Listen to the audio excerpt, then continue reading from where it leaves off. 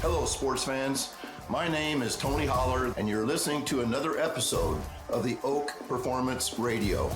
Enjoy the show. Ladies and gentlemen, welcome to Oak Performance Radio. I'm your host, Adam Lane. If you're new to the show, our goal here is to create some content, some fantastic content for athletes, parents, and coaches. We tell stories, have laughs, and go into everything that is the end game of athletic performance, helping athletes achieve their optimal performance and be the best they can possibly be. Enjoy the show.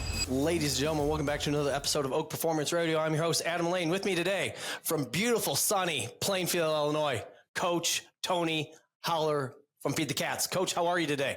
I'm very good. Thank you. Excellent. Well, you were setting milestones here, Coach. We're getting walks in. You're driving. Or somebody that had some major surgery here. Yes. To everybody out there, a torn quad tendon is not something you want.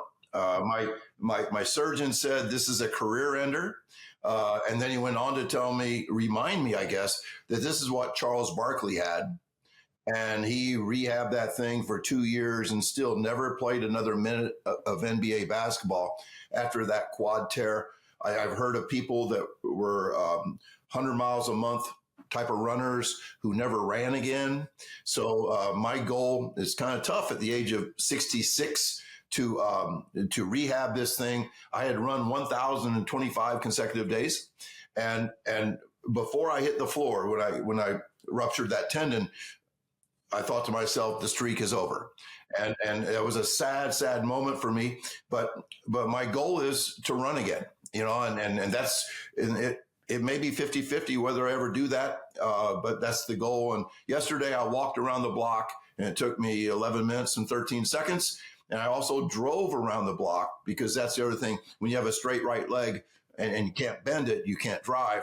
But I have about 75 degrees of flexion now in my knee after approaching tomorrow is 6 weeks out of surgery. So I am about 20 degrees ahead of schedule. So everything's going well. There we go. So you're telling me your NBA career might be over, though?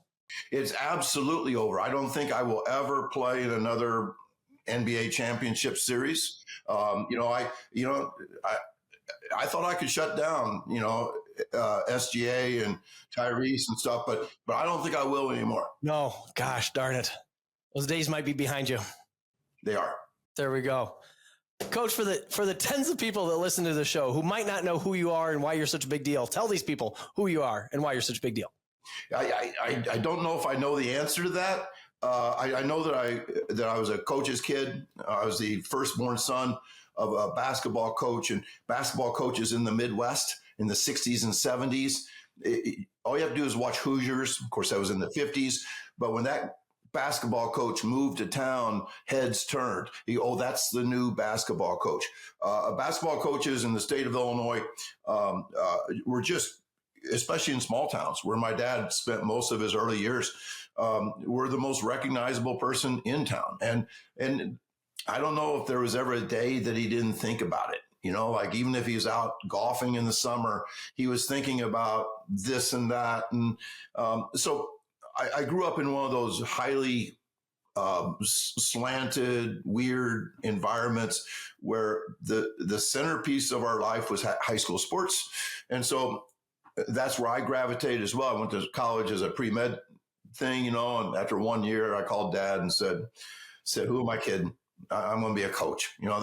It's in my blood. It's what stirs my blood. And so I coached for 44 years. And the thing that I think has kind of made me a recognizable person. For example, we stopped in Dixon on the way to our clinic last week, and the bartender, it was a barbecue place. We weren't drinking, but we sat at a bar and we had some really good barbecue. And the bartender said, "Are you Tony Holler?" And I said, "Yes, I am." And he said, "I've watched all of your videos." And so my driver, Dawson Piper, was like, "Damn, is there anywhere you go where people don't know you?" And I go, "Only Plainfield. Only Plainfield." Because you're only an expert if you're 100 miles away from home and you have a PowerPoint. So anyway, you're never a prophet in your own town. But I created something called Feed the Cats in 1999, which is, we can talk about that later. But I started creating content about 10 years ago when creation became available to normal people like me and you. Like we're doing a podcast right now. 30 years ago, there weren't any podcasts. We could record something on a tape recorder, but how do we get it out there? I started writing. I've written like 300 articles, and people liked reading them and stuff. And you couldn't do that. You couldn't publish your own stuff. You had to like be accepted by a magazine, and high school track coaches were not, like hot authors in, like Time magazine or something. No, ever. So I kind of took advantage of that. I took advantage of Twitter, which gave me free reach. I could put my opinions out there, my videos, my articles, and people read them. And then I created content for Championship Productions, and it sold like crazy. And now my latest platform is CoachTube, and I'm the number two seller all time there, behind Hal Mummy and the air raid offense. At Championship Productions, I'm number one all time in track and field. This is stupid crazy, but ahead of Clyde Hart. So for some reason, I think it's my earthy, authentic, high school based sports mind that connected with, if you think about it, 90% of all coaches are not college or pro coaches. They coach like me and you do. They coach kids. They coach high school kids. And so I think I spoke directly, authentically to people that were in a similar spot. And what I found is there's a huge market for that because nobody else was speaking to those people. Very cool. Very cool. Coach, it's funny that you said, so back in my basketball days of coaching, buddy of mine, we went to some coaching clinic in somewhere nowhere, Iowa, like far away. We drove, we woke up, he picked me up at like 4 a.m. so we could get there by whatever, 9 to da-da-da-da-da. And like, we're looking through the little brochure pamphlet thing and da-da-da-da-da. And Hananiga High School is in our conference, and they always ran this 1-2-2 ball press, and it was always obnoxious because they were always so good at it. They didn't run any man at all ever, unless the coach was. Yes, it was just annoying, and they would extend it full court. They trap out of it. It was just frustrating. So we go all the way, and we're looking through. Here are the speaker lineup, blah blah blah. It's hey, mastering the 1-2-2 ball press, da da da da da. And we're gonna. So we like, I want to go see this. Like this is good. Like this will help me understand like how we can break it, attack it, da da da. We go there, and the guy putting it on is Mike Miller from Hananiga High School, who's the boys' coach. We were the girls' coach at the time. I'm like, son of a gun, you're right. If you're 100 miles away and you have a PowerPoint. You are an expert. Not saying he wasn't an expert. He was an expert. It was just hilarious that like we were far away and there we are. So Coach, I want to dive down. You've been coaching kids for a long time, which and in different realms too, within the basketball stuff, within the obviously the sprinting within track and field, and then how sprinting has like dove off into all these different sports because speed is a big deal. Talk about speed and why it's such a pivotal deal, because we coach a lot of volleyball kids out there, and I've seen them run, and speed is not an adjective that I would attach to how they run. Yeah, speed is the tide that lifts all boats. It was suggested last weekend that maybe that should be the title of my book, and I'm not so sure it should not be. You heard it here first, guys. There we go. It's one of my slogans, and by that I mean when Les Spellman says the same thing. He says, speed is global, meaning that as you get faster, things that you wouldn't expect to improves. When Brian Kula trained a swim club, he trained them to sprint, lift, and jump. And the club broke 46 swim records that next season because they became better athletes. He also speed trained 2 golfers, and they said, we don't sprint in golf, and we don't lift heavy things, and we don't ever jump high or jump far, and we don't bounce around. So all this stuff we're doing makes no sense. Well, they got 2 miles an hour faster sprinting in a straight line, and their club speed improved 15 miles an hour. That's game changing. So when we look at, I think one of the problems today, especially in sports that tend to specialize, like volleyball, that we were talking about before the show. When you are playing volleyball 12 months a year, you are becoming really good at the game of volleyball. What you're not necessarily becoming good at is sprinting and lifting and jumping and bouncing. Maybe bouncing and jumping and bouncing are part of the skills of the game. So we'll give them that. But they could argue that we should not be lifting or sprinting. And I would say that's exactly what you need. That is like the missing ingredient. Maybe people on the show do not know who Boo Schexnayder is. Boo Schexnayder is arguably, if they had a track and field Mount Rushmore, he would probably be the first guy there.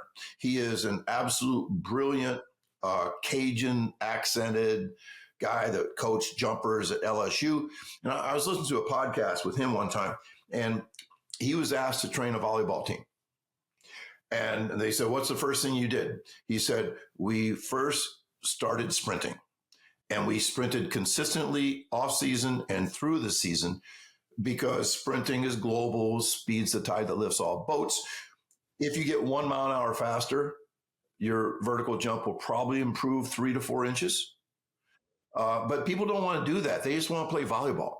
And we're in that world. But if you only play volleyball, you're going to get mentally stale. You may get burned out, not like the sport anymore. You're probably going to get injured. If your coaches are typical coaches, they go to the church of more, and they do more and more and more. And through GPS, we've learned that 90% of all injuries are not random accidents. They are caused by too much load, too much volume.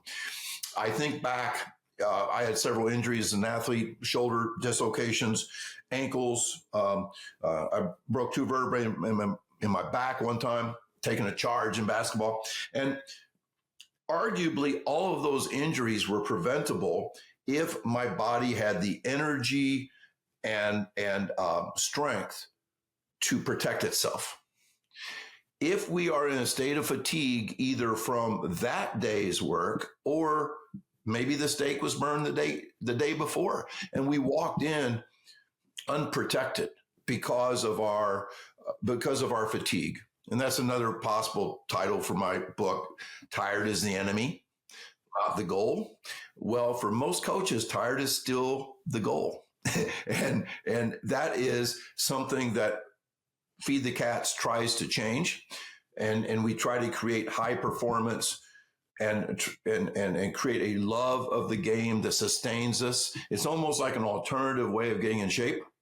When we really love something, we'll fight for it when we're tired. When we enter a game with our batteries fully charged, we don't get injured. We play at a high level. Now, the hard thing about that is you got to take some days off. The greatest athletes and greatest coaches have to be held back, because it is in our DNA to want to try harder, to do more, to practice longer. And all of those things have really negative consequences. Now you say, well, everybody does it and we win a lot. Well, dumb beats dumber. Dumb might be undefeated against dumber. And just because you're winning does not justify dumb things that you do. So I'm pretty passionate about talking about this, because it really is not just to win, but it will prolong coaches' careers, which is really important these days, because most coaches are doing so much, it's unsustainable. And then same with kids. They're doing so much that they cannot sustain it. They're going to burn out and fade away. And so I'm preaching these things for the health, the mental health and physical health of coaches and athletes, and they have to be held back. They don't have to be pushed. Coach, you said so many things there. Holy cow. Okay, rewind here. Back to, because I think this is a big point, and I think people will glaze over it. Golfers that sprint, and now all of a sudden they swing the club harder. What's the connection there? What do you think's going on? CNS, and when I say CNS, it just rolls off my tongue. A really, really smart guy asked me one time, "What in the hell is a CNS?" And I'm like, God, you're like the top of your field in your sport and you don't know what CNS is? Yeah, central nervous system. So one of the weird things about speed is that it should not be seen through a muscular lens. And that's so hard because strength and conditioning is through a muscular lens. It is the building of muscles and the strengthening of muscles. And is it true that the muscles move the skeleton? 100%. 100%. But muscles are dumb.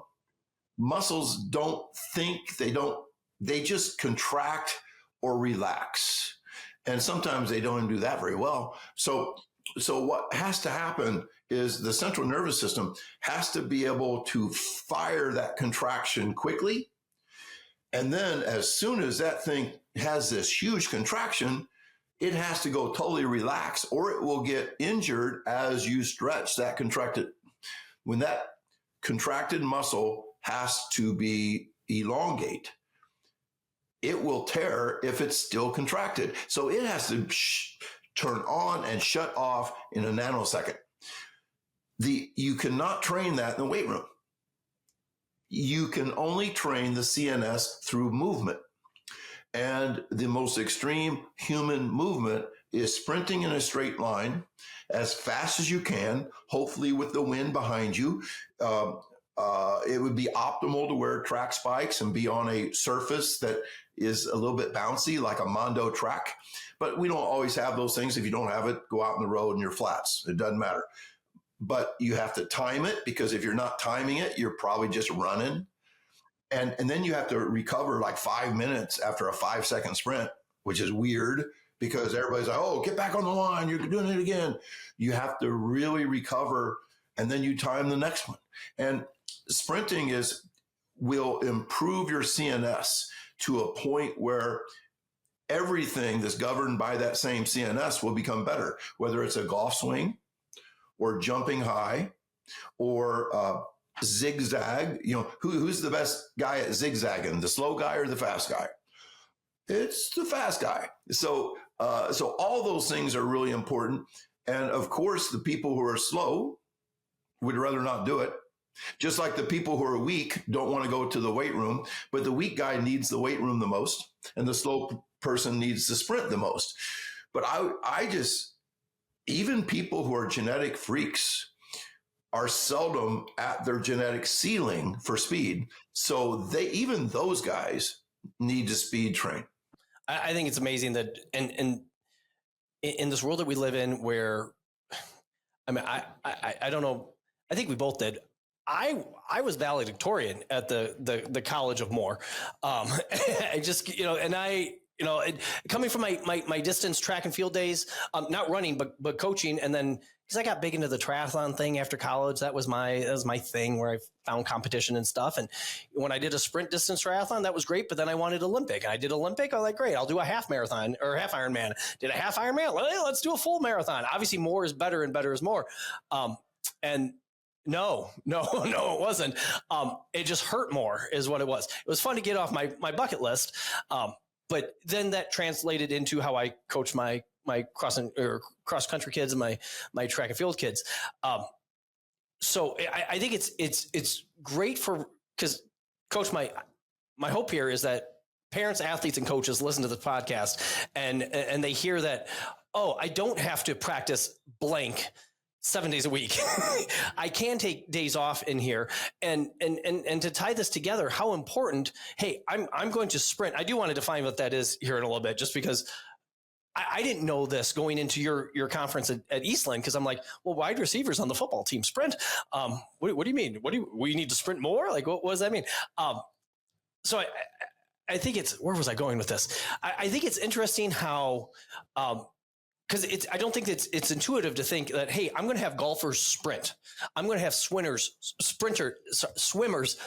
I'm going to have volleyball kids sprint and get this nervous system firing on all, on all cylinders.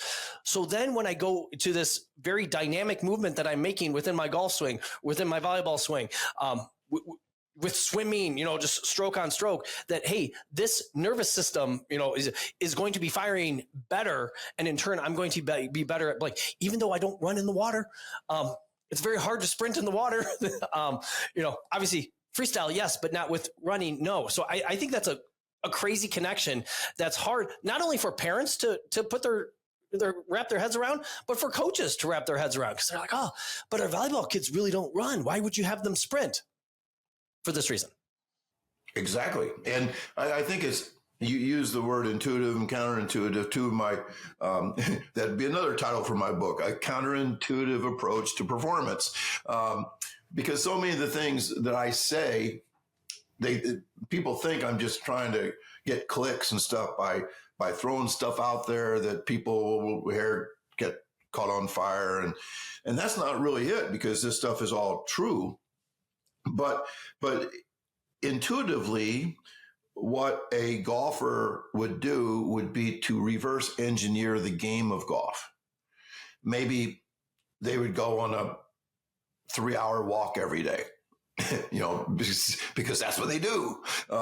Maybe they swing a heavy club, and then they swing a light club, and then they swing it fast, and then they do concentration drills. But what happens is you're not creating an athlete. And I don't, you're not old enough, but I remember back in the day when professional golfers looked like old men. Yeah. Yeah. The John Daly times. Yeah, absolutely. Yeah. And John Daly can do it. Why should I be sprinting and lifting? And then Tiger Woods kind of changed things a little bit by powerlifting. And of course, that didn't work out well. It worked out well for him until it didn't, because powerlifting is, you should not chase infinite strength. It will not end well. But you look at professional golfers these days, they look like they probably started on their basketball team or played their high school basketball team, or if they weren't a wide receiver on their football team, they could have been. One of the best golfers at a school that I coached at was a guy that also jumped 7'2" for me in the spring. And so there's nothing bad about being a golfer who's a great athlete. And, we have all kinds of pushback with soccer. Hey, it's an endurance sport. We only 1% of the time do we ever get to top speed on the field. And then I'll say, but wait, coach, tell me, describe your best soccer player.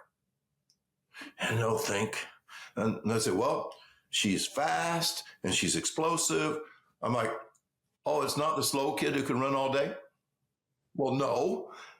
I go, but you're not doing anything to help her. You just chose her to be on your team. Like University of Alabama chooses a wide receiver that's also a state champion in the 100 meters or in the long jump or something.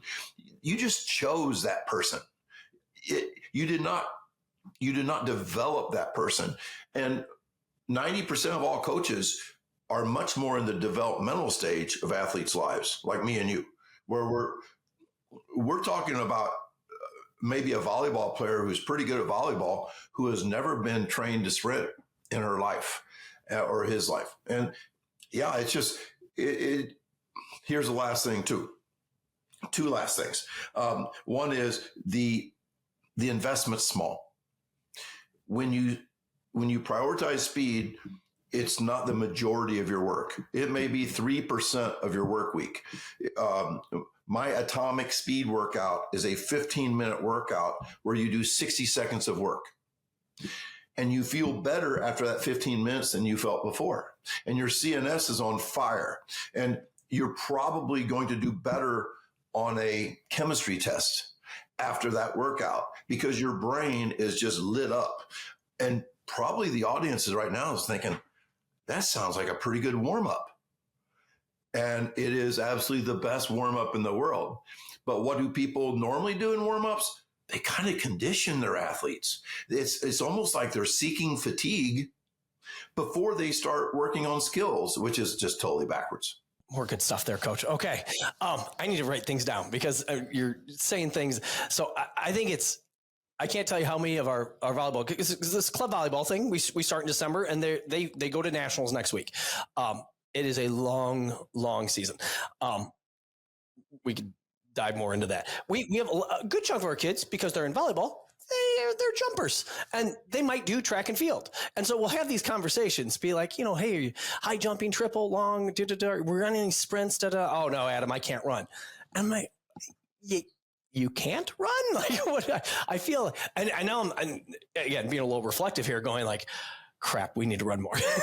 And really, it's funny, Coach, that you said that atomic warm-up deal. We after the Eastland thing, I came back on that Monday. I'm like, okay, let's see what we got here, and I ran myself through it. And then went into the lifting as a little lower body focus deal, and I'm still trying to train athletically with some plyo work and Like you said, I felt fantastic. Like I was, let's be clear. I timed those fly 10s, did not set any world records, but like I was ready to go. I'm like, holy cow, like this feels good. So there's something to that magic right there. And I compared the guy in your video that you had doing it to me. We didn't exactly look the same, but man, I'm coming for him. I don't remember his name, but man, I'm on his heels here. When you, oh boy. And then what was the other thing that you said that was really good? When you're looking at these other like track sports, if you were going to coach volleyball in the fall here, school volleyball, they play 2-3 times a week. They have practice, the other times. But basically they're playing volleyball Monday through Saturday. Maybe a day off here, there, or there. How would you, because honestly, like lifting in my mind has always been, and we'll train some of the local high schools. We'll go to them. They'll come to us. We'll do stuff remotely. But I feel at this point we need to fit in more of the sprint work. How and what does that look like for these non-traditional run sports? Yeah, that's a great question. One of the problems we have is getting back to that disease of more stuff is that there's not enough off days. That we grow and we heal when we are off, when we sleep. So sleep is so important, but I think off days are real important mentally as well. You want your kids to actually miss the sport, not after the sport's over, but they need to miss the sport a little bit every week. In other words, a day off after a Monday volleyball match. Some of the kids will be like, why aren't we practicing?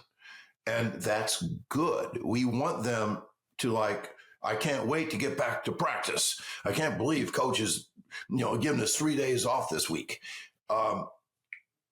That is just revolutionary because that's not the way we were brought up.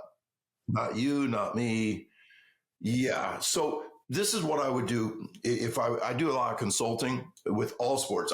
I've consulted with squash where I had to ask, describe what squash is. I don't know what squash is. I don't know what it is either. Okay, it's kind of like racquetball played at a really high level. It's a very athletic pickleball, basically. Is it off the wall? Yes. Are you still hitting the ball? Yes. Okay. Yeah, it's an amazing sport. And in some countries, it's huge. I've consulted with hurling, which I didn't know what that was until I spoke in Ireland last summer. And it's just a fabulous sport. Doesn't matter that I didn't know about it. I can still consult.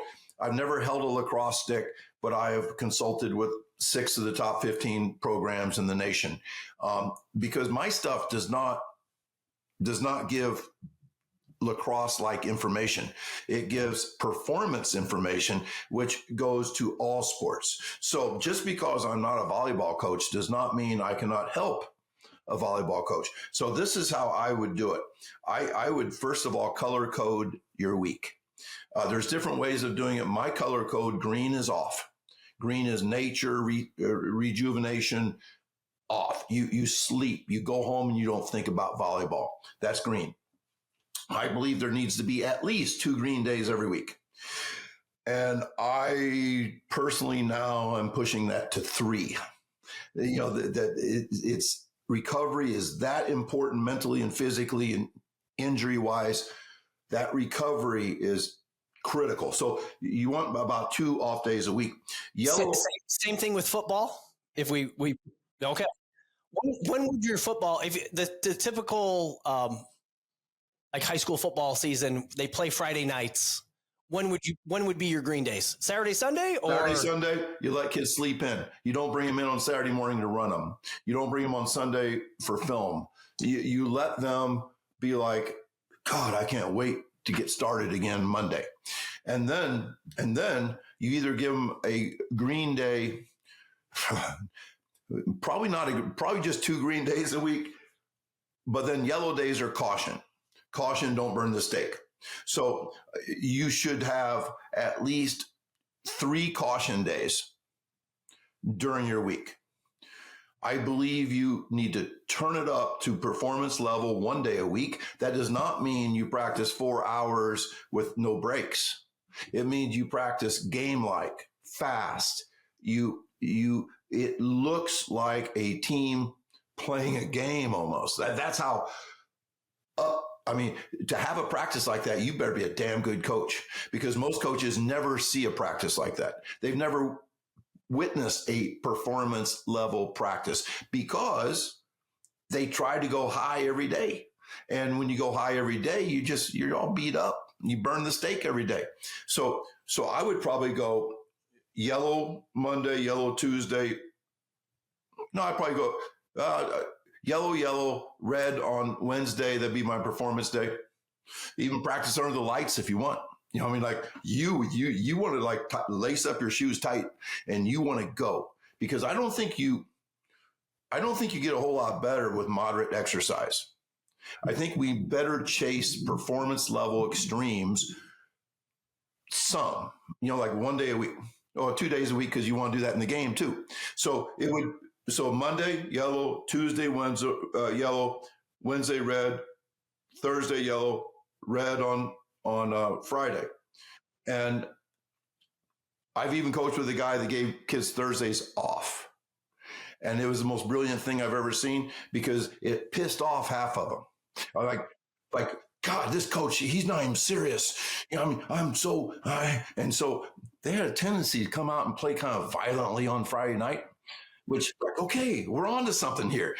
Rest is not like, so getting back to volleyball, I would say if a kid is playing the entire game, that's a red day for them. So maybe you practice the next day, not with the kids that had a full game, but you practice with the kids who did not the next day. So it's kind of if a kid has a red Monday, he has a green Tuesday. But you could still practice and work with the kids who only got to play 10% of the time. We know in basketball, a 15-man squad, shoot, only 5 of them probably, or 6 the day after a game needs a day off. So you don't give your whole team a day off, but you get in there and you start developing those kids that need developing. So yeah, I would have 2 green days. The red days are your actual matches in volleyball. But here's the deal. You better not have red practices then. If you have 3 red days in a week, all your practices should be don't burn the stake. Don't burn the stake. We are not going to ruin the next day. And then when do we work in speed and lifting? The speed thing, twice a week, 15-minute warm up. You time your sprints. You record, rank, and publish them. You make it into a gamified thing. If you have a free lap timer like I do, you can run 2 kids at a time, and they'll start trash talking each other, and it will be like a gamified competitive fun, which is really a great way to warm up as well. And they will be ready to play volleyball. So 2 15-minute speed sessions per week. And then lifting wise, whether you do it twice a week or 4 times a week, it sounds flippant, but my number one thing is don't let it interfere with speed. don't let it interfere with the sport. So my ideas on strength, and I get criticized. Some people say, well, he doesn't look like he spent much time in the weight room and stuff like that. I've lifted all my life. I just have a long, skinny arms, I guess. But what I say is never let the weight room interfere with speed. How do you know that? You time sprints. Yeah, if your weight room work is messing up your speed, it's not helping your volleyball either. And then the other thing is don't let it interfere with volleyball or whatever the sport is in season. And how do you know that? You talk to kids. How you feeling today? Are you sore from yesterday? Oh, coach, I can hardly walk, You don't want that in practice. So you're like looking yourself in the mirror and say, okay, we overdid it in the weight room. So the weight room and speed needs to be supplemental. I think it should be a priority, but it's not the majority. The sport in season needs to be the majority. And we haven't even talked about conditioning yet. And, because in a Feed the Cats program, we don't condition.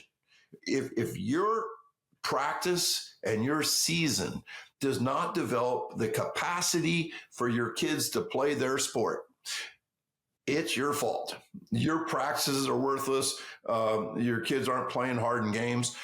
You need to be patient with developing capacity. I use capacity instead of endurance, or I don't like the word in shape, because it kind of reminds me of going out and running 8 miles to play in a volleyball game. And it just makes no sense. Or baseball teams running 40 minutes of stadium stairs to play baseball. I mean, just stop it. Get fast, get strong, get really good at the game. Coach, you said it, I'm going to say 5 minutes ago, but the idea of trying to drive this performance, I think it gets lost within strength conditioning coaches all the time. But then I think parents and athletes have no clue with it. They think that, hey, I'm working out. I just had good friends of ours through church and whatnot. Their kids are they're cross country track athletes, distance kids. And they did some like body pump class at the YMCA, and they're like, yeah, it was really good strength training. And, we had 15-pound dumbbells, and it was really good.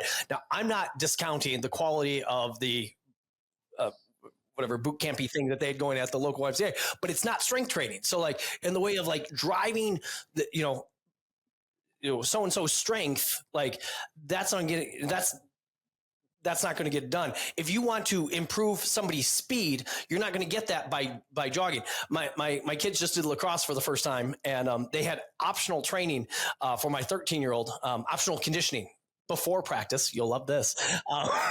And so, my wife would take him out there and stuff like that. And because I was coaching here, and I get home, hey, Reed, how's conditioning? What'd you do? Well, Dad, we jogged around the field 3 times. And then we got some water. It was a half hour, and we got some water, and then we ran, 5 ladders. And so it was boom, boom, boom, boom.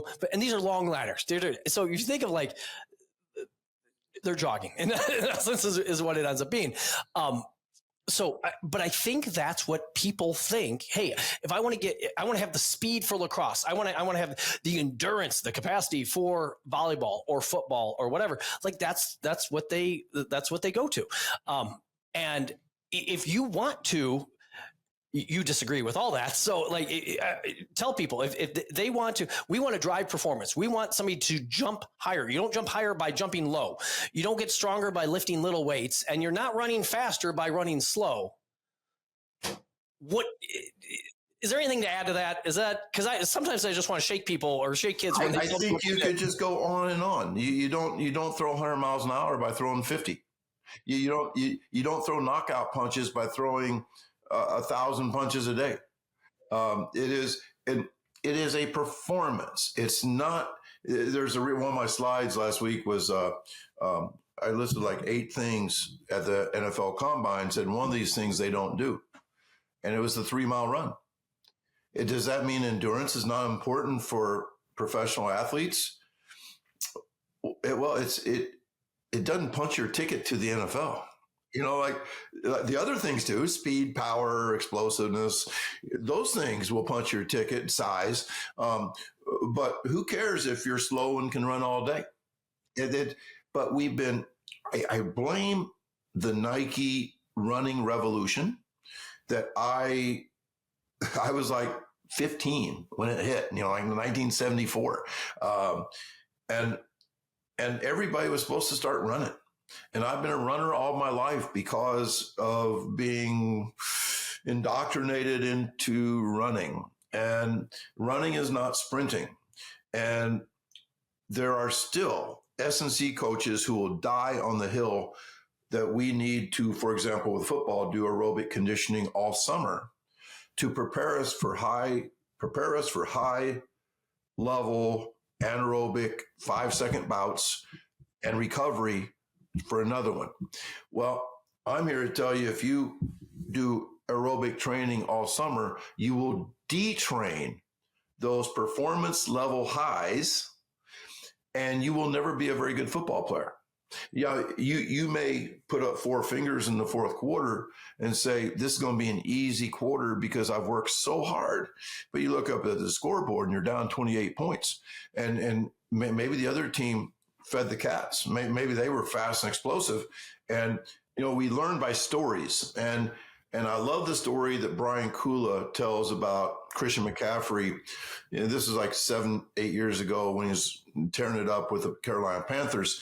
And I read an article that all he was doing was like 5-second high level performance like stuff, whether it's in the weight room or agility wise or jump, sprint, all those things. And the thing that was missing from his summer was conditioning, endurance. There was none of that. And it made all the sense in the world, because to perform well, you better practice performance. If you don't practice performance, you will detrain performance. So what I asked Brian, and these are kind of crazy questions I asked, is like, did he ever have to do a conditioning test? And he said, yes, the Panthers did a stupid conditioning test every year where they had to run 16 110s. I said, did that just kick his butt? Did that like, was that, did he regret the way of training that you guys did? He goes, no, he won it.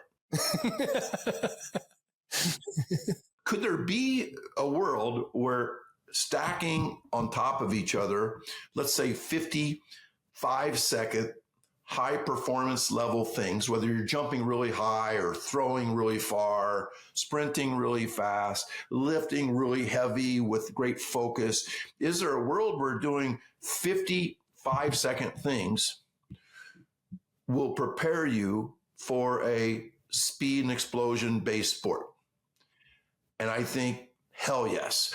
And what I like to say, and this drives all the distance coaches like Steve Magnus, he hates me. And I love him, but he hates me. And it drives them nuts, because that's not what they read in their science book. You have to focus on aerobic conditioning to become aerobically fit. And what I say is that you can stack anaerobic work, which is things like 5-second, high level stuff. You can stack that stuff one on top of the other with recovery. We're not talking about HIIT training here. We're talking about doing something and then 2 minutes, 3 minutes later, you do something else. I believe there's an aerobic effect that happens, that somehow we get aerobically fit by doing anaerobic work.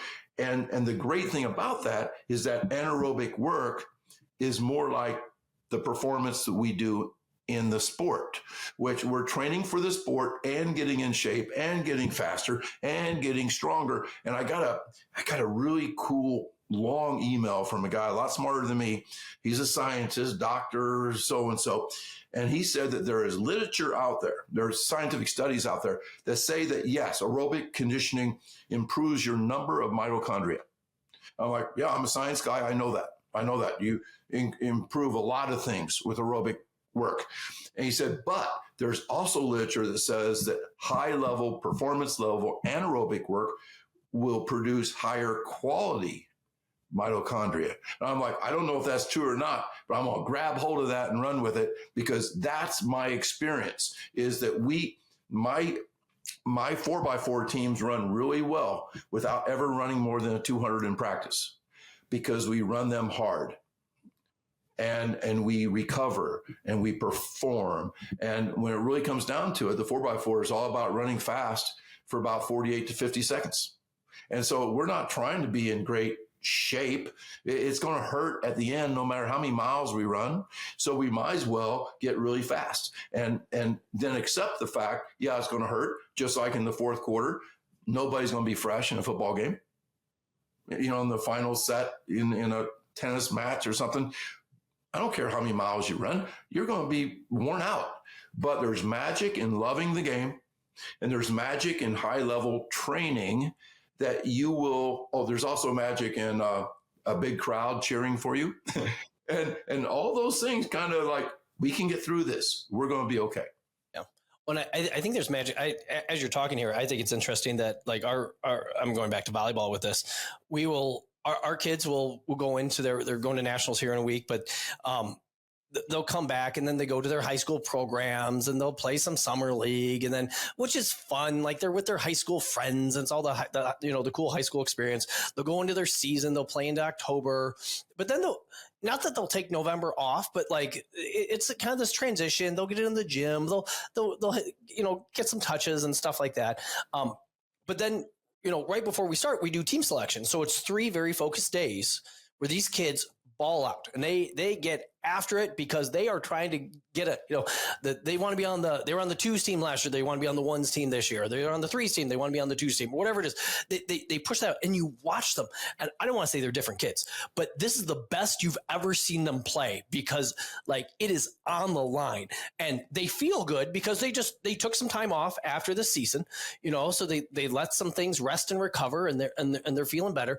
And now they are highly motivated in which to get after it, playing a sport that they love. Like so they really, really enjoy it. And the energy, it is so loud. I can't record a podcast in here because they're so loud out there, that I just keep hearing the screaming, yeah, and the support for each other and stuff like that. And it's so interesting to think about. And then all of a sudden we get into December and January and February, and that energy that we had, it's not quite where it was back on, those first 3 days of practice, because now they're a little banged up. Now and so we're hurting a little bit. And then that energy isn't where it was. Like they're getting a little burnout, they're a few weekend tournaments, where all of a sudden they just did volleyball on Monday, Tuesday, Thursday, Saturday, Sunday, all day, and then they come back on a Monday and it's like, holy cow, it's a lot. And this could be any club sport. And this is where I think we need to be careful. Cause I love being part of what we're doing here, because I feel like we could be part of the solution to help kids stay healthy and to enjoy the sport, and to step away from the sport on their own agenda, not just, I blew out my shoulder again, I guess it's time to hang up the cleats, hang up the shoes. Wrong sport there, Tony. I'm getting all over the place. But I think that's just the way you're presenting it. And I hope coaches like just reflect a little bit with this, because I think both of us were in the category of like, when I first started coaching basketball, those first 2 weeks, we had 3-hour practices every day because I had to get everything in. Press and press break, and if this, and the sideline out of bounds, under basket out of bounds, and this is what we're going to do, and all the offensive and defensive stuff. Like it just took time to get all just the X's and O's stuff in. Plus, we're going to condition. Plus, we got to shoot because we can't make a free throw to save our life. And, and so we did all that stuff, and then, we're 2 months in and we're getting a little tired. And I don't want to be tired when we're playing, regionals and sectionals and super sectionals like that. We should feel amazing at that point. And in hindsight, we didn't. We were tired and a little banged up. We still loved it. The crowd helped because it was intense, but like, we overdid it. And I'll raise my hand in a minute. Like we should have backed off a little bit. Even the last practice before regionals, I told the kids, guys, we're having a 45-minute practice. We're just going to go through a couple of defensive things and and what we did was not good. And I was frustrated that one didn't go well. And 45 minutes turned into like, a little over an hour, and I could see the kids just losing it. And like, I don't want to be here. I don't want to be here. I don't want to be here. And I'm thinking to myself, we need to get this done. We need to get this done. And it's just like, So I don't know. I think it's interesting if coaches can reflect a little bit, and even like parents and their own self, like watching how much their kids are doing. Because I'm amazed how I feel like 20 years ago we had kids playing multiple sports and it was great, and then all of a sudden we got very focused, and all of a sudden kids started specializing in sport very early, and here we are, we're focusing on sport, and then it came out like, hey, you need to play many sports, and it's better for the overall athlete. But now everything is clubby and everything overlaps each other. So now we have kids playing 2 and 3 sports at, during one time, and they're exhausted, and injured. And it just, man, if you're able to keep a kid healthy and keep a kid hungry, like you're saying with the conditioning thing, it's they don't need the conditioning thing. If your team's not performing and you're 3 months into the season, it's not because they need more conditioning. It's because they're banged up and they're starting to lose the love. Because I don't like doing stuff when I'm hurt. Like, oh, my knee's bothering me, I'm going to go out for a 5-mile run? Probably not. Like, oh, but tough it out, Adam. Like, So many of the things you said are really important. One of the things that got into my head when you're talking about that is that the way those kids look in those first 3 days, as a coach, it should be your number one priority. How can we keep that going for an entire year? Yeah. That'd be magical. That would be magical. Holy cow. Well, start feeding the cats, because that's what we do. That's what we do. It's important that, okay, we have a 19-week track season. We go through every one of our indoor meets this year. We're in the month of March, just the way the calendar worked out. So we had a heavy March. And then I give my kids the 9-day spring break off. And just because of the way we grew up, you can imagine the anxiety I have, not seeing my kids, like, God, are we getting behind? Are we losing everything? And then for therapy, I go back and look at how we did at Belleville West the previous 15 years after taking those 9 days off. And what we did was typically run some of the fastest times of our entire outdoor season after 9 days of rest, so when we're trying to convince parents and athletes to maybe take some time off and get refreshed and everything, it's more than that. It is to create better performance. That recovery and rest and sleep are the foundation of performance. It's not soft. It's not like, oh, you need to like read some books and play tag in the backyard and just kind of get away from it a little. No, we're talking about, if you want to be great, you have to take time off. I just recorded a podcast with the head football coach at Augustana, a guy named Steve Bell, and just a brilliant guy. Takes a sprint-based football approach, which is basically feed the cats. And it would shock people to understand that for one thing, they don't wear full pads all year, except for in games and scrimmages. That's it. So they're not even full pads. Their longest practice is less than 2 hours. Like, what? I thought football was a grinder sport. Well, if you want to be slow and sloppy, yeah, it's a grinder sport, and you'll still beat the other teams that do that. I just recorded a podcast last week with Steve Bell, the head football coach at Augustana, and highly successful guy. Steve Bell told me they don't practice in full pads. They give their kids Sunday totally off. They come in on Monday. They hardly do anything. Their longest practice is less than 2 hours. They don't do any conditioning at all. They are just constantly working at it's kind of like keeping their batteries highly charged. And when they practice, at 1 day a week, they really, really bring it. They have that performance day, that red day of practice that is like a game. And I think that's really, really important. One of the things I would tell an old school volleyball coach or old school football coach is start measuring a couple things in your warm up. One, do a speed workout and measure speed, and then measure vertical jump.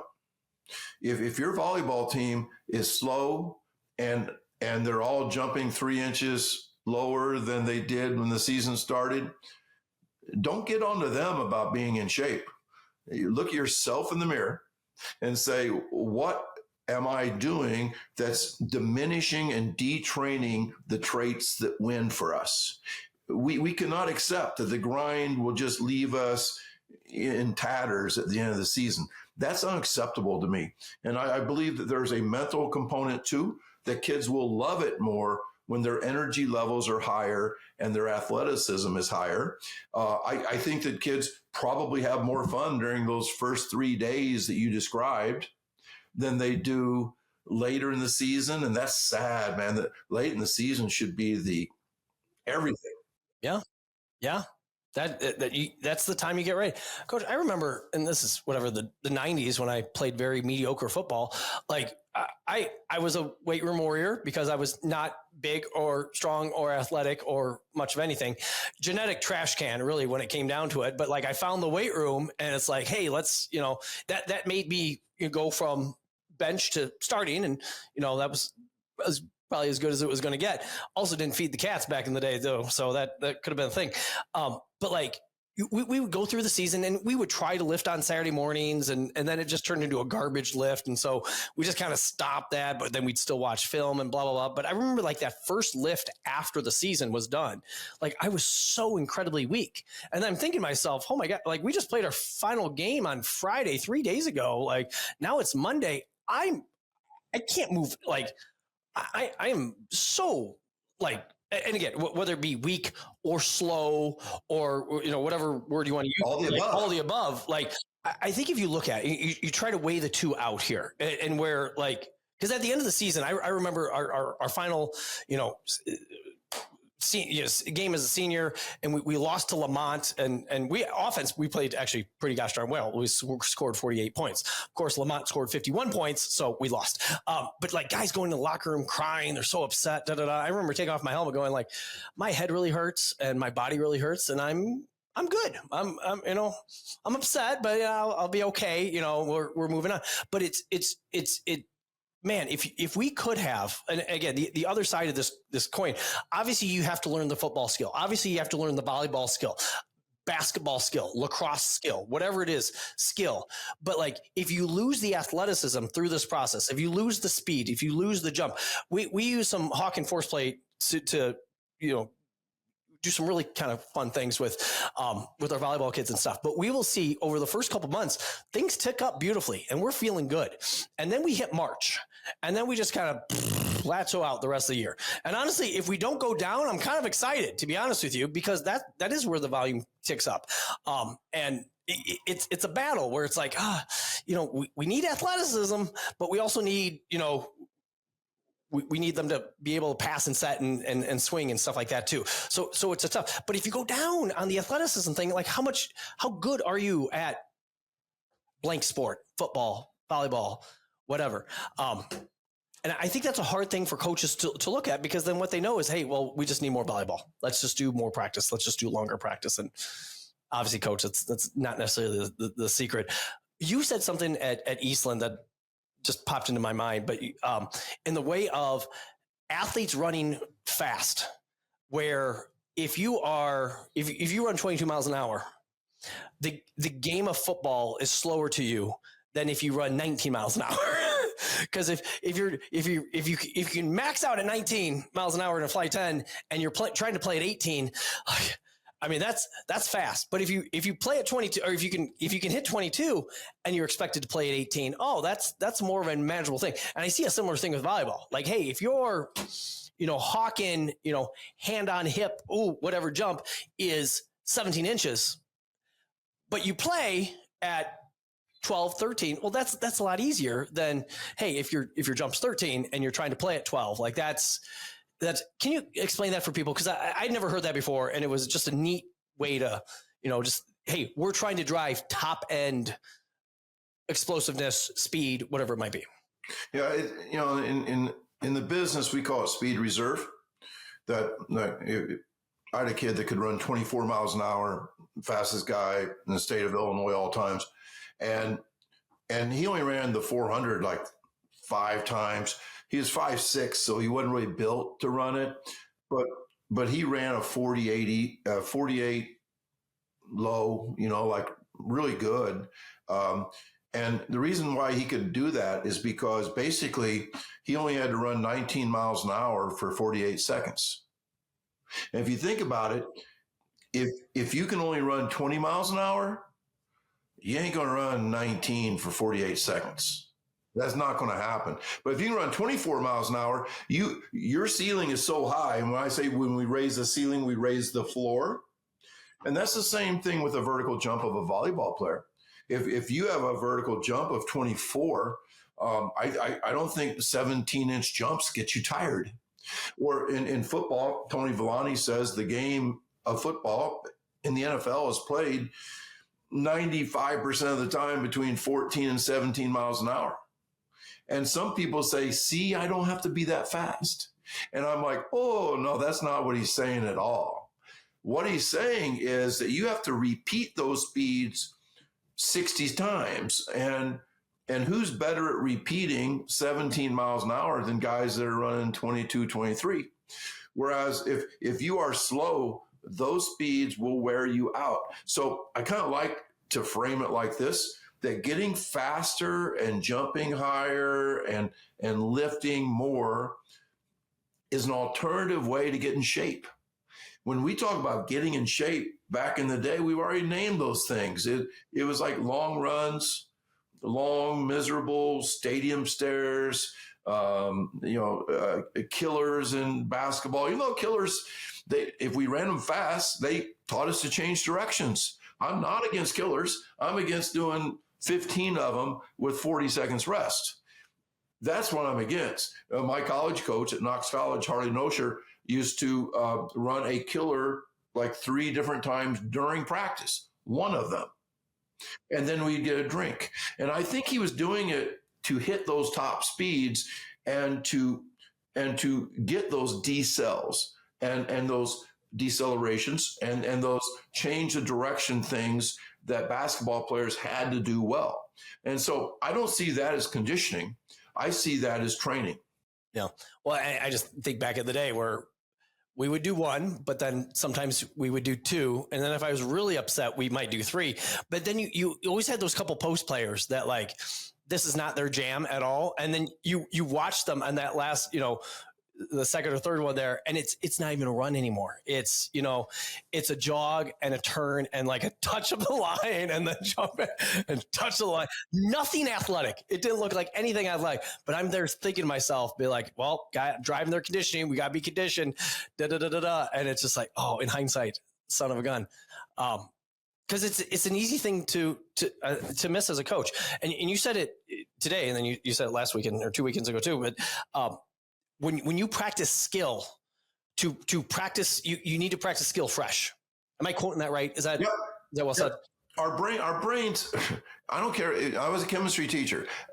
If my kids just went on a 10-mile run in the hot summer, they didn't learn chemistry as well. Our brains, when we are jet lagged, have you ever tried to think, after you're getting off a plane in Europe or something? You don't think well when you are tired. My father did a lot of things wrong, a lot of things really well. And it is such a intuitive thing for basketball coaches to want to shoot free throws at the end of practice after conditioning. Because, hey, those are the free throws in the game that win or lose the game. Those, with 10 seconds left, you got a 1-and-1 and you're down 1. Are you going to make it? My dad did a lot of things right and a lot of things wrong, just like we all do. Yep. He used to say we're going to practice so hard that the games are going to be easy. Yep. I just flip that around. I say let the games be hard. Otherwise, you're detraining skills during the week. But one of the things I loved about what he said was that you can only learn skills when you're fresh.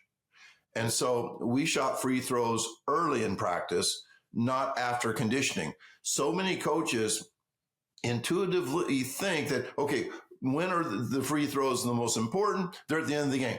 Yeah. So we're going to practice when we're dead tired. Well, when you're dead tired, your fundamentals, you are literally practicing poor fundamentals. And so tired is the enemy. when you're working with skills. I tell people what would happen if you're working on pole vaulting 15 feet with a tired vaulter. He may kill himself. Yeah. Do we practice going over the hurdles when we're tired? No, because a good hurdler goes over the first hurdle after 8 steps. If you are tired, you won't make it to that hurdle in 8 steps. So tired hurdling, tired throwing, tired free throwing, anything that is a fine motor skill or a performance-like skill needs to be done when you're fresh. So tired is the enemy. So what happens when coaches chase fatigue, which so many of them do? They detrain the fundamentals that win. Yeah. And they say, well, we still win. You know, like 3 years ago, we were conference champs. I go, yeah, dumb beats dumber. You know, yeah. You just keep saying that over and over again, that just because you've had reasonable success, you have to understand that every coach has enough success to justify their BS. Yeah. I understand that. I understand if I have better athletes than somebody else, my guys are going to win no matter what. Yeah. But that doesn't keep me from striving to become better. And if I never timed sprints in practice, I wouldn't know what worked. Yeah. And so you better gamify some stuff. You better start measuring outputs, whether it's throwing how fast you throw a med ball or how fast you sprint or how high you jump. Those things need to be measured, or you'll never know the physical or mental health of your athletes. Yeah. Do you measure med ball throws? Yes. Yes. With like a gun of something or some type of. I've seen that. You can do it with a radar gun. You can do it. You can put the med ball on the floor and, you know, like an overhead throw and time how long the med ball takes to hit the ground. You know, click, you know, you're just measuring air time. We have a thing. I think several places have it. We have something from Output Sports. Oh, that's right. That's where we put a $500 transmitter on our wrist, Velcro strap, and measure how fast the wrist is moving at top speed, which is also the exit velocity of the med ball itself. And it's amazing how, like we did at one time with one of our good athletes, and he threw 3 of them that were 6 meters per second. And we showed it to him and we said, you just threw 6 3 times. And he goes, I can do better than that. Next time he threw 9. But that's what happens when we measure stuff. And of course you record, rank, and publish. That's another one of my slogans, which means that you create a competitive game, like you gamify the whole thing. It's like having a scoreboard. When Mahomes is trained by Bobby Stroop, a friend of mine, when Mahomes will swing a lead pipe or throw a med ball, every single thing they do that they can measure is measured. And sometimes, this is inside football here, but Bobby says sometimes if there's a big game coming up, I'll tell him he just did a PR and it really wasn't. Surely Bobby ain't going to listen to this. He told me not to tell anybody that this happens, but you know, like, that's kind of playing around with their head a little bit, right? You know, like, hey, you know, I'm personal record there. I'm gonna have a big game coming up. So yeah, that stuff is so important. Yeah, Coach, I absolutely love that. That's the reason why we try to force play our kids at least once a month, especially the volleyball season. Just, hey, let's track progress, see where we're at, And the kids, like, we don't do it in June. They're like, Coach, why are we doing it? Guys, I don't want it. Because we've made that mistake where and they try to get it and however, they're a little tired. And sometimes it's not the best. And I don't even care about the physicality piece. It's more of the mental piece. Like, they'll look at me like, oh. And it's like, you know, it could be their fault. They might be attached to social media more than they should. They might not be eating the good food that they should. They might not be going to bed when they should. We're not in this perfect world, which I wish we were at times, but like that's where, like, we just, we don't need it. We have enough data. We're fine. We're good. But could I? No, you're fine. Go play some volleyball. You know, go have some fun with that. I think it's interesting that with some of these sports, like basketball, like, gosh, I remember back in the day, I'd go out, we'd play forever, and we just played and played and played, and whether it be just taking shots and shooting around and having fun that way. But there are other sports, baseball, volleyball, like there's there's only so much you can do, before that fatigue starts setting in.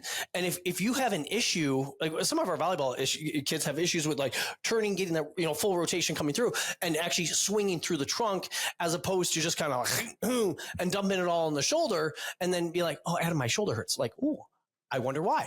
Well, once you get fatigued, you don't think about the fundamentals of swinging the way you should. Not a volleyball coach here, but then, or throwing a baseball or something like that. The idea of running a suicide and then jumping on the mound, and throwing an inning, like, no, the pitcher walks out into the mound. he pitches an inning, he walks back in. Like there's no running with anything. Like he's trying to conserve as much energy as possible because he puts everything he has into every pitch that he throws. And so I think that's a big deal for coaches and kids alike. Like you need to be focused on what you're doing. And if you're insanely fatigued, like that's where injury will pop up. I coached pole vault back in the day because, why not? Did you watch Mondo this weekend? 628. Holy cow. I thought, well, so I just think that's something that the coaches need to be aware of. If they're trying to teach a specific skill, like I understand that, you get tired, it by itself, just pitching, just hitting. Again, you don't see, nobody's going to do suicides and then come up and try to swing like that. You're not going to hit it as far, right? Yes. Or hit it. One of the hardest things for sprint-based football coaches to do is accept standing around in practice, because that's not the way they're taught. So it's always been a run everywhere type of thing in practice. But then when you really look at the game, there's about, in a 3-hour college game, there's 10 minutes of football and almost 3 hours of standing around. But yet somehow practices need to be like constant motion, and the laziest guys on the team need to be the wide receivers because they need to recover the most. But yet you hustle your ass back to the, there's always that stuff going on just because that's how we were brought up as football coaches. Yeah. It's funny. My kids played their first flag football game this past weekend. I'm amazed with how big flag football has gotten. Like oddly competitive, and it looks good. Like it's not what I did back in the day. It actually looks like pretty decent football. And my oldest is playing both ways. Not because he's gifted, but he just might be a little bit better than some of the kids on the team. And really into it. He's really, really into it. Well, you could see it was the first game. He got a little tired, and some of his routes weren't as snappy as they should have been. And it will come because the attitude is there. And I might have said something, I don't say much on the sideline, but hey, a little quicker on those routes, and the next one, boom, he got after it and he was fine. And not saying like, obviously like we don't coach, we coach. And not that kids don't need little reminders, but again, he was healthy and he loves football. And so when you said, hey, a little faster, boom, it was a little faster. So here's what I would add to that is that he, in the next game, will be in a little better, he will have a little more capacity. He will be in a little better shape. And the next game, a little bit. So I tell coaches to patiently build capacity, that what any dumb coach can see is some of our guys got tired, they're late. We're going to have to do a lot of laps come Monday. No. Resist that. Please don't do that. Coach, there's a company called Vert that's big within the volleyball space, which there's a little sensor. It goes around your belt. Kids will wear these sensors in practices or in games, mostly college-wise, and feeds to a little iPad. And who's ever monitoring it can be like, hey, Jody has jumped 100 times, this practice. And of these 100 times, she's had 14 stiff landings where like, when she lands on one foot, and it will sense, and it will give like, hey, the average jump, hey, her best jump. And so you can see it as it goes. And Vert will actually program like volume for these college teams. So early in the season, they're jumping less. You're like, hey, we're doing, I'm making numbers up here, 50 jumps this practice. We're doing 50 jumps this practice. Hey, the week after, hey, we're going to do 60 jumps of practice. hey, and then the week after, hey, we're due 70, whatever. I'm making up numbers. These are not accurate numbers, but like slowly titrate it up. Now they will get beat sometimes early in the season against those non-conference games that nobody really cares about. Okay. But like they've had really nice success then at the end of the season as teams are on this decline, they're still feeling good because they didn't kick the tar out of themselves early in the year, and they're able to, hey, we're feeling good. And so we little Eastern Illinois made it to the NCAA tournament, not this past year, but the year before, which I don't know if they necessarily should be. I don't know if they're that type of program, but they were healthy. They felt good and they just, kept that uptick. So I think that's such a big deal where, again, I was guilty of this 3-hour basketball practices early in the year. Let's, get after it. And it's just funny if I just see a lot of alignment between what they do within their program, just because it makes sense. And what you're talking about, in everything that you do. Coaches have always wanted to peak. Even the coaches that burnt the steak the entire season, they'd take the foot off the gas late in the year and they would see their kids recover a little bit. And it sure seemed like they were a little better than they were. What I say is that that's the way we should be all year. It's kind of like we should be peaking all year, that we should not be laying on this high volume, like almost like the coach, like wanting to depress performance early in the year because it's going to pay off later. That's the old Russian periodization crap that they would do over a 4-year period between Olympics. And I just totally reject that. I think that you need to peak for they absolutely were. And yeah, and we're dealing with high school kids. And so I would much rather get beat early in the year, but I don't think you have to get beat, because if you do the less is more, you will probably have 100% roster at every week. You will have kids that love the game. You will be able to teach and learn skills during that time. And there's nothing wrong with playing a few more players early in the year. That you do not have to be at peak condition for day one of practice or day one of the games. There's a quote by Eric Corum, that a friend, he's actually a performance director for the New York Jets now, who had a quote says, every coach should be uncomfortable with how little they do early in the season. And I'm like, I love that quote, because uncomfortable describes the way you will feel, because you will feel like you need to do twice as much, but you have to hold yourself back to promote performance and to promote love of the game. I say that practice needs to be the best part of a kid's day, that kids are good at what they like and obsessed with what they love.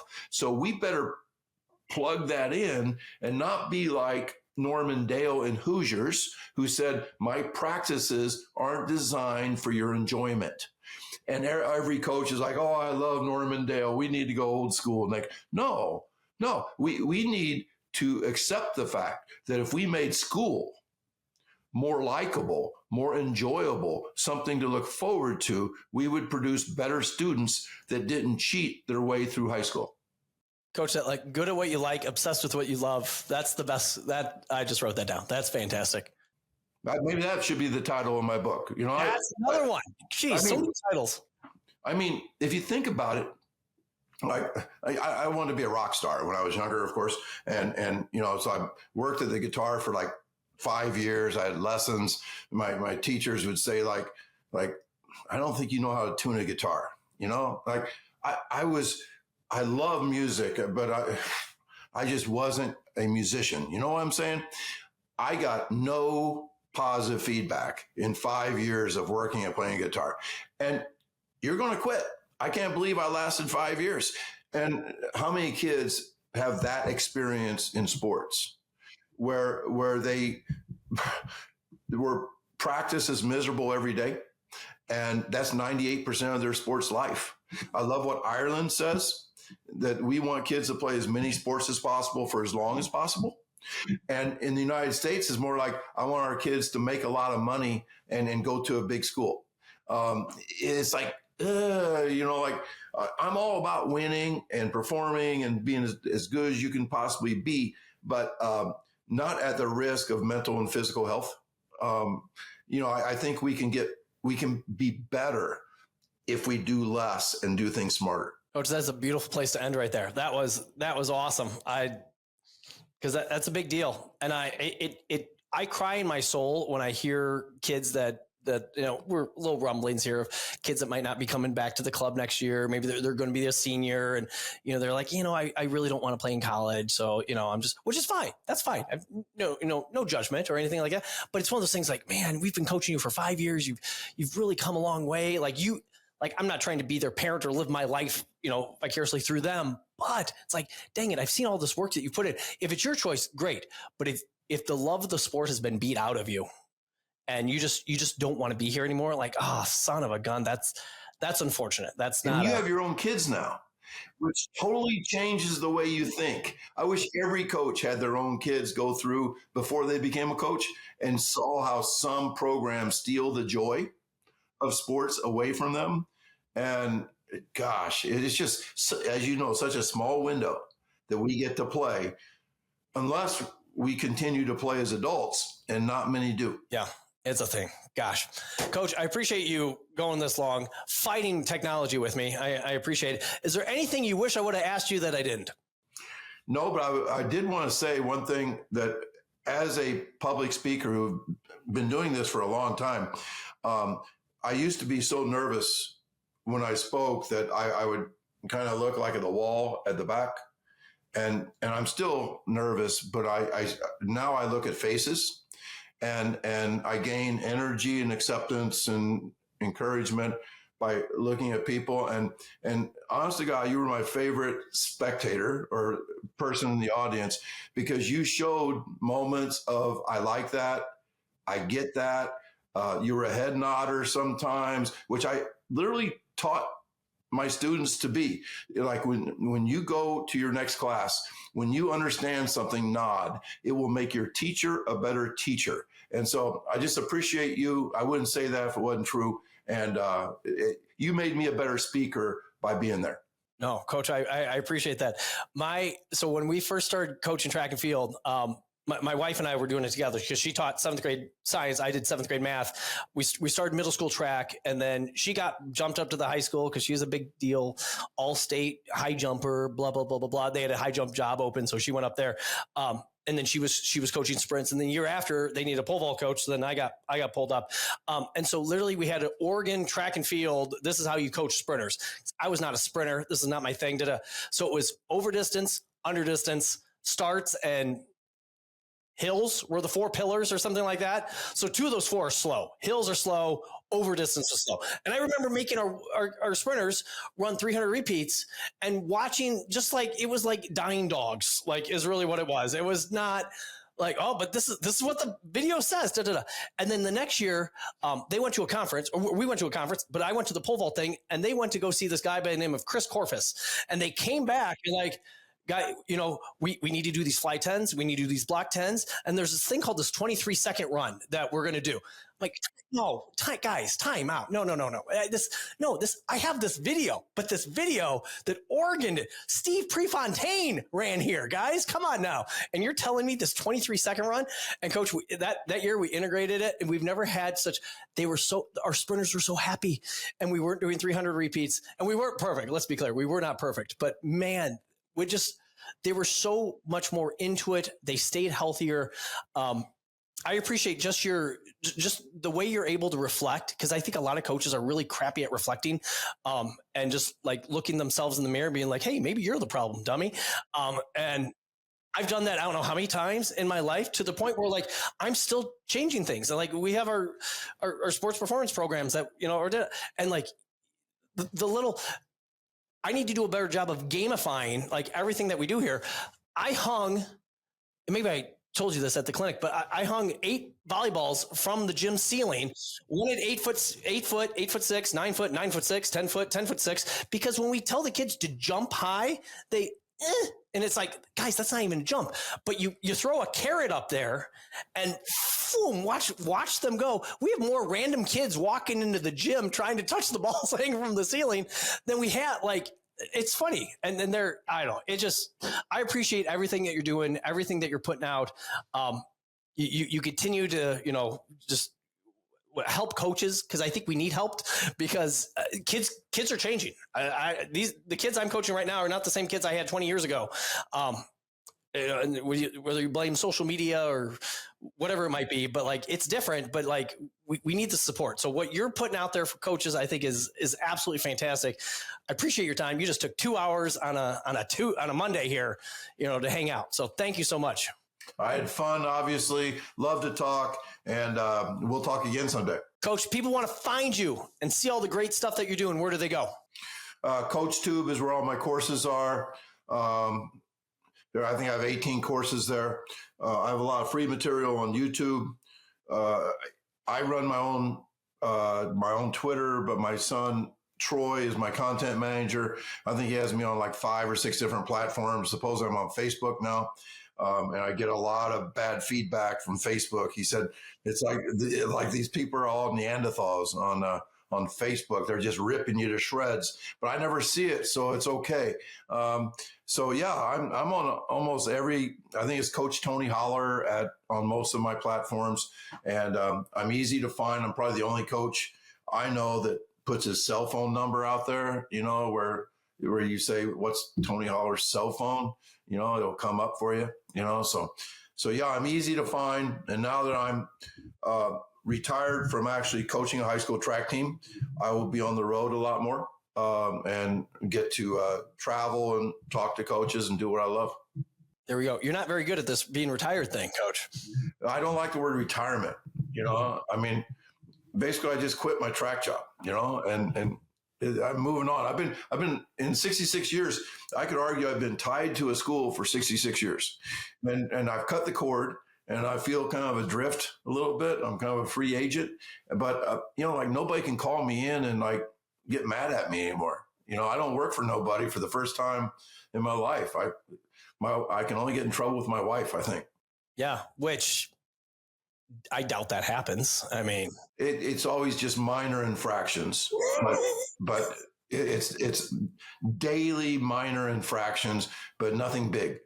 There we go. That's important. That's good. Really important. Awesome.